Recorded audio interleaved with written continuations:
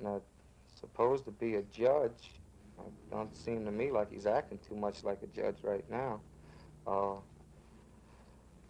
he is not going to take those colored children out of the school, so the only thing we can do if we don't want our children to attend with a colored child is to provide facilities for them, or if we want our children to go, send them with them. And if Miss Gabriel and Reverend Foreman like their children to go to school with a colored child, uh, if they're doing it in good faith and not being paid off to send their children to school, well, this is fine. That's up to them.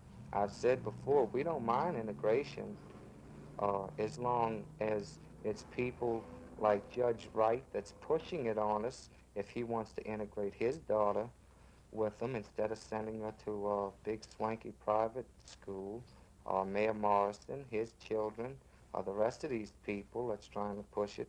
Hooray, let them go to France school right now, but they're not doing it. They thought they had a low, poor class of people down here that they could push this on, and they found out that we were poor. We most of us lack money, but these people don't lack any spirit, as you can see. These people are workers, and I mean, if only you could have shot this inside of our building down there that we put up, you'd have seen that they have a first-class system set up better, actually better than what they have at William Frantz School down in Arabi Annex. Uh, Soft drink machines, Coke machines, candy machines, different things like that. They just don't have that at the public schools in the city of New Orleans. Thank you, Armand.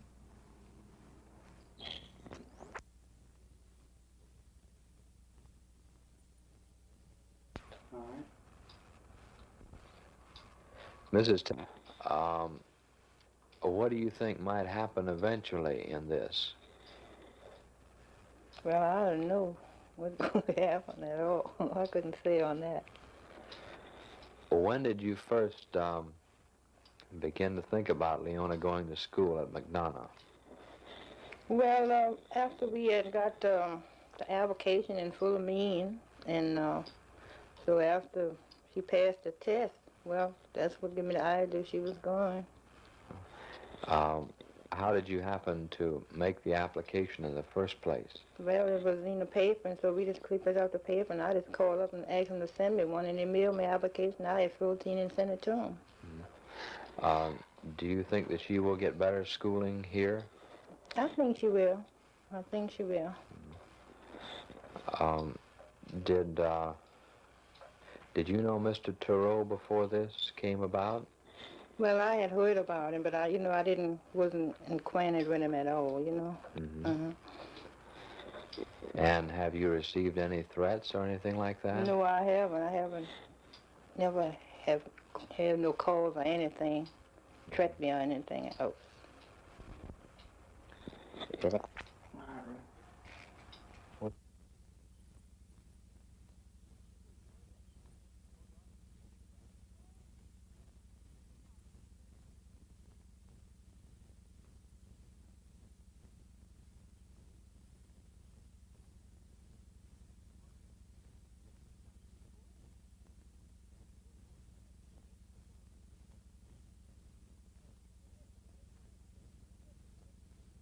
Okay, John. You want some lights? Hey, you want some lights?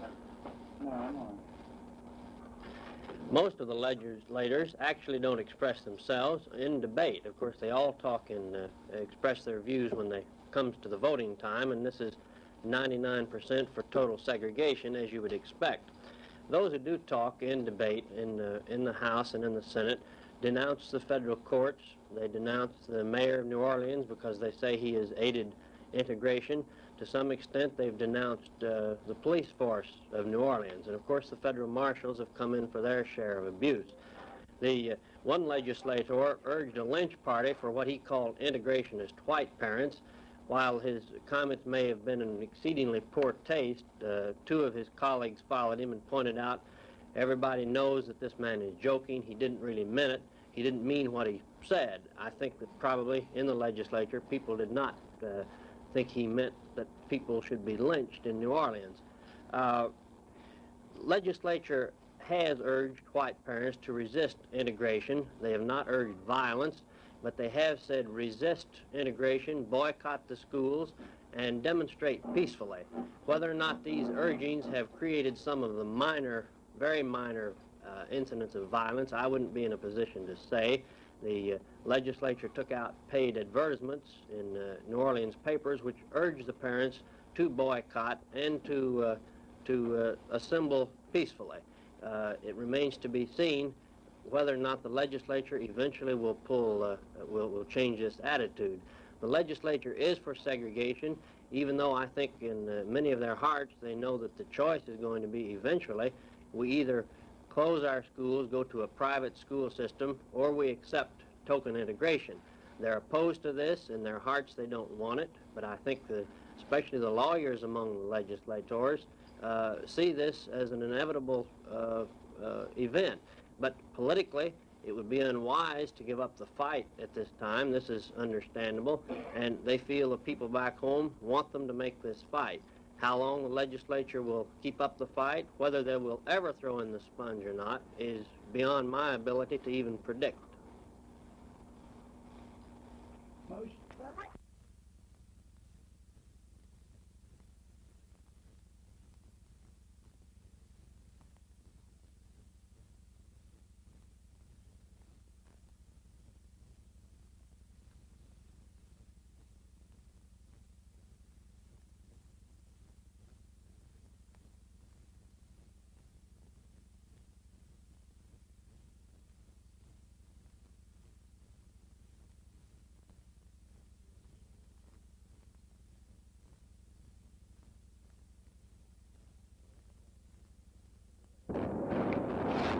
In the beginning was the Mississippi River.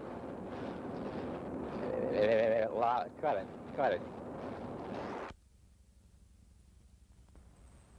In the beginning was the Mississippi River. Quiet now. For the truly quiet have no need to shout.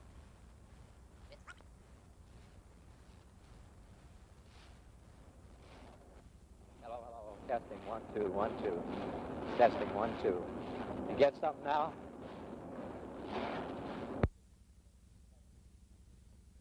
Testing.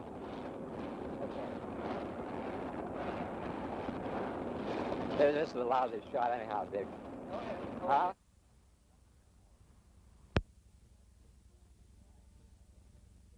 Now it sounds like good stuff. No, it's...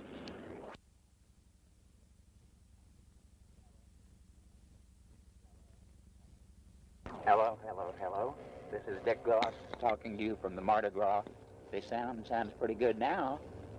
So I don't... And camera's actually running. I don't think I'm breaking up.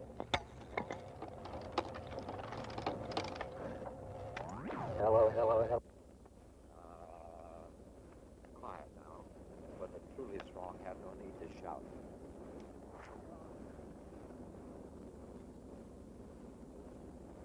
In the beginning was the Mississippi River. Quiet now. But the truly strong have no need to shout. These mud-tan waters washed this land long before the white man and the black man brought their problems here. 1, 2, 3, 4, 5, 6, 7, 8, 9, 10, 11. How is it now? How does this read? 1, 2, 3, 4, 5, 6, 7, 8, 9, 10, 11, 12, 13, 14, 15. Hello. That's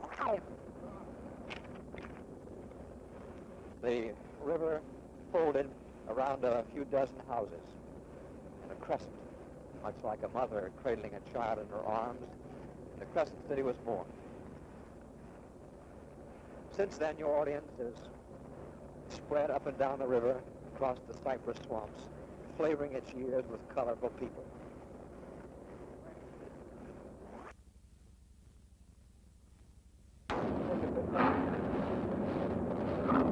In the beginning was the Mississippi River. Quiet now, but the truly strong have no need to shout. Where'd I pick up? Huh? In the beginning was the Mississippi River. Quiet now, but the truly strong have no need to shout. These mud-tan waters have washed the banks along this portion long before the white man and the black man brought their troubles here. A couple of centuries ago, the river folded in a crescent around a few dozen houses. The Crescent City was born.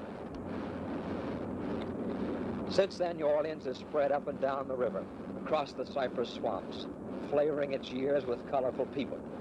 Its riverboat captains, its pirates, Jean and Pierre Lafitte, its artists, its heroes. General Andy Jackson licked the British 15 days after the War of 1812 had already ended. News of the peace treaty had traveled too slow and hundreds of lives were wasted. News of the 1954 Supreme Court school decision penetrated the lacework Iron Curtain much faster.